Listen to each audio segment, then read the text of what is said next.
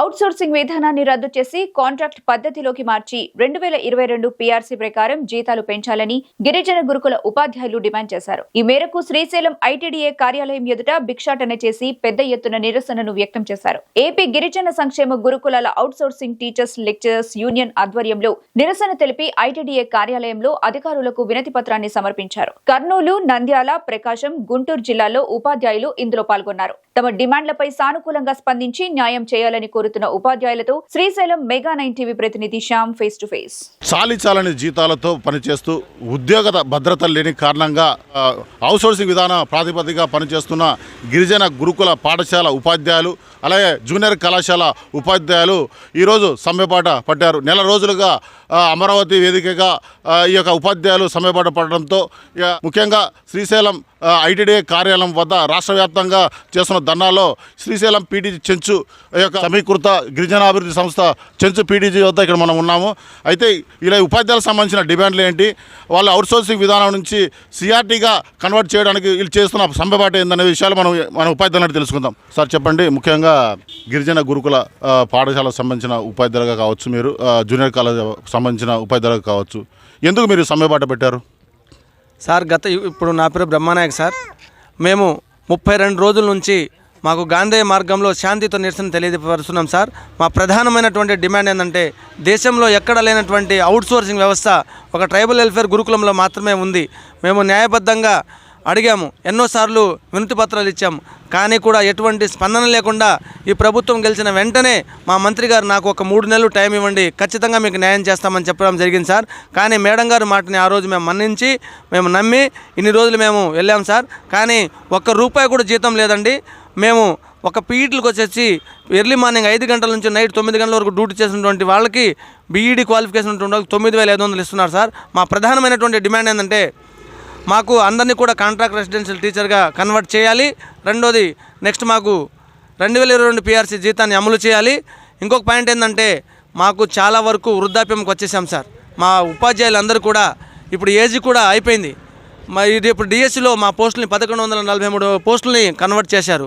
రేపు పొద్దున ఈ పోస్టులు ఇస్తే మా భార్య పిల్లలందరూ కూడా మేము రోడ్డును పడేటువంటి పరిస్థితి ఉంది. కనుక ప్రభుత్వం వారు స్పందించి ఎన్నోసార్లు వేడుకున్నాము. ఇవాళకి 32 రోజులు కూడా మా శాంతియుతంగా ధర్నా చేస్తున్నప్పటికీ కూడా మమ్మల్ని చర్చలకు పిలవట్లేదు. ఏం జరుగుతుందని చెప్పేసి ఇప్పుడు కూడా గవర్నమెంట్ పిలవకుండా ఉండడం అనేది చాలా దౌర్భాగ్యమైన పరిస్థితి. కనుక మేమందరూ, మా టీచర్లు అందరూ కూడా ఇవాళకి 33 రోజులండి, కనీసం మమ్మల్ని చర్చలకు కూడా పిలవకుండా, మీ సమస్య ఏందని కూడా మా మంత్రి గారు అయితే కనీసం మమ్మల్ని పట్టించుకోకుండా ఎక్కడెక్కడో ఉన్నారు, ఏంటేంటో చెప్తున్నారు, కల్లిబోలు సమాధానాలు చెప్తున్నారు. దయ ఉంచి ప్రభుత్వం వారు స్పందించి, తర్వాత మాలోనే కొంతమందిని SYS ఉన్నారండి, వాళ్ళలోనే కొంత క్లాసెస్ పెట్టేశారు. సరైనటువంటి ఒకళ్ళకి ఒక జీతము, ఇంకొక జీతము అలా ఉంది. కనుక మా ప్రధానమైనటువంటి డిమాండు, అందరినీ కూడా అవుట్సోర్సింగ్ నుంచి కాంట్రాక్ట్గా రెసిడెన్షియల్ టీచర్గా కన్వర్ట్ చేయాలి. 2022 పీఆర్సీ ప్రకారం జీతాలు పెంచాలి. నెక్స్ట్ డిఎస్సి నుంచి మా వాళ్ళందరికీ కూడా ఏజ్ బార్ అయిపోయినాయండి.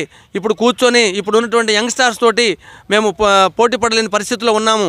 ఇన్ని రోజులు మా పిల్లలకి మేము జేఈ మెయిన్స్ కానీ అన్నీ కూడా 100% రిజల్ట్ తీసుకొచ్చాము.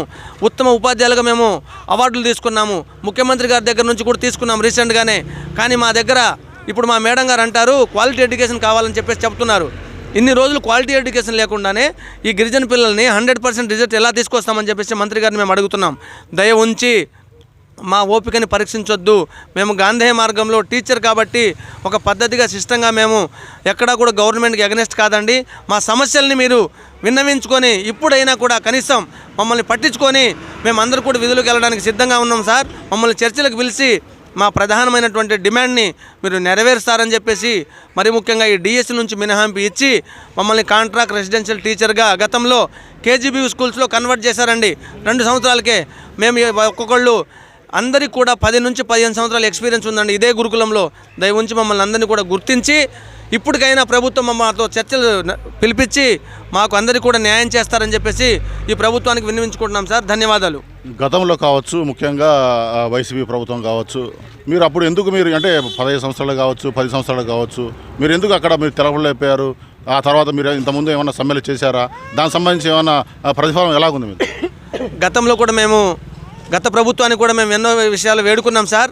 అయితే గత ప్రభుత్వానికి ఈ ప్రభుత్వానికి చాలా డిఫరెన్స్ ఉందండి.